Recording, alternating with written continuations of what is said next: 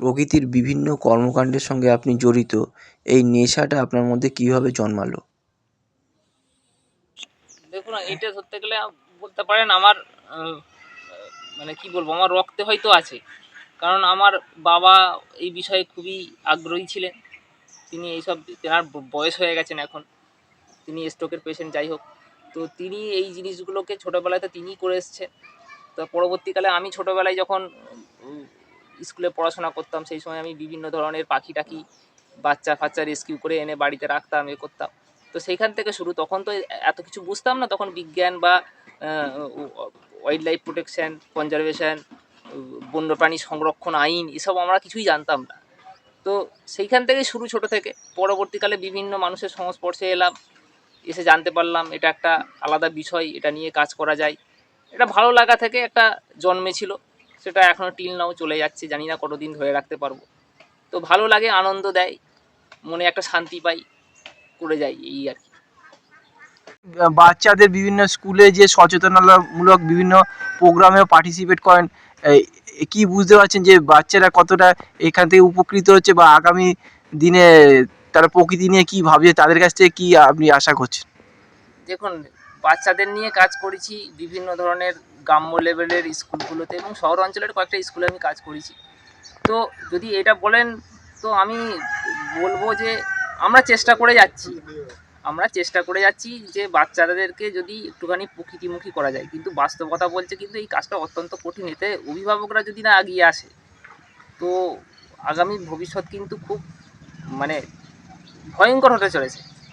যেভাবে মানুষ আত্মকেন্দ্রিকতায় আসক্ত হয়ে যাচ্ছে, মানুষ শুধু নিজেরটা বুঝছে, এবং একটা বাচ্চাও সে তার পরিবার থেকে এটাই শিখছে যে নিজেরটা বুঝে নাও, বাকি অন্যরা কী করছে না করছে তোমার এর মধ্যে যাওয়ার দরকার নেই, তুমি তোমারটা বোঝো। এবং শিক্ষা ব্যবস্থাও ঠিক এমনভাবে মডিউল বা তার মডেলটা এমনভাবে তৈরি করা হচ্ছে, পাঠ্যক্রমের বাইরে বেরিয়ে একটা বাচ্চা যে একটা ব্রডলি চিন্তা করবে, একটা উদার চিন্তাভাবনা তৈরি হবে, সেই অবকাশটা তার নেই। তাকে একটা দৌড়ের মধ্যে দিয়ে দেওয়া হচ্ছে, একটা প্রতিযোগিতার মধ্যে দিয়ে দেওয়া হচ্ছে।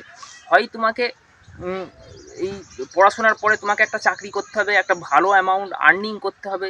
শুধু আর্নিং করলে হবে না, সেই আর্নিংটাও যেন একটা এমন একটা জায়গায় হয়, বা এমন একটা পরিমাণে হয় যে তোমার আত্মীয় স্বজন বা পরিবারের লোকজনের কাছে যেন তুমি একটা কি বলবো, একটা গুরুত্বপূর্ণ একটা জায়গায় যেন তুমি বিরাজ করতে পারো।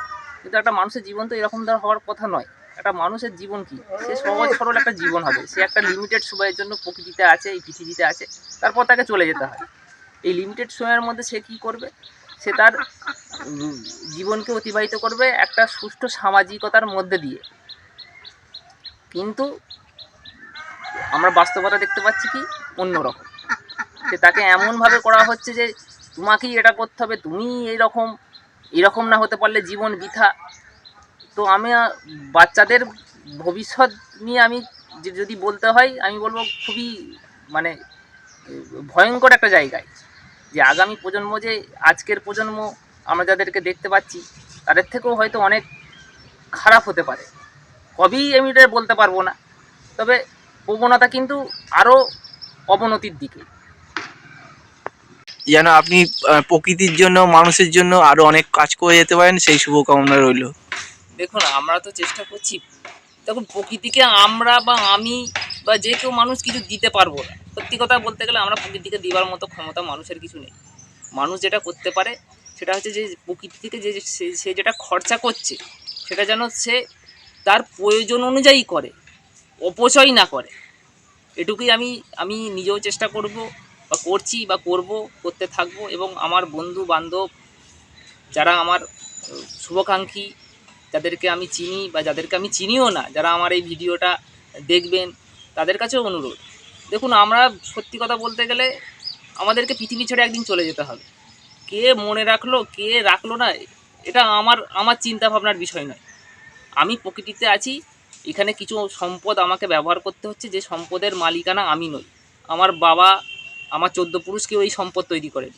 আমি বাই বর্ন মানুষ হিসাবে সেই সম্পদের অধিকারী হয়েছি, আমি সেটাকে ভোগ করছি। এই ভোগ করা মানেই যে আমি সমস্ত কিছু নিংড়ে নিয়ে নেবো, এবং সমস্ত কিছুতে আমি ব্যবসা দেখব, সমস্ত কিছুতে আমি অর্থ দেখব, এটা না করে আমার যতটুকু প্রয়োজন আমি ততটুকু নেবো, যেটা প্রয়োজন নয়, নেবার নয়, সেটা আমি নেবো না। তাহলেই প্রকৃতিকে একটা বড় কন্ট্রিবিউট দেওয়া হয়ে যাবে আমাদের।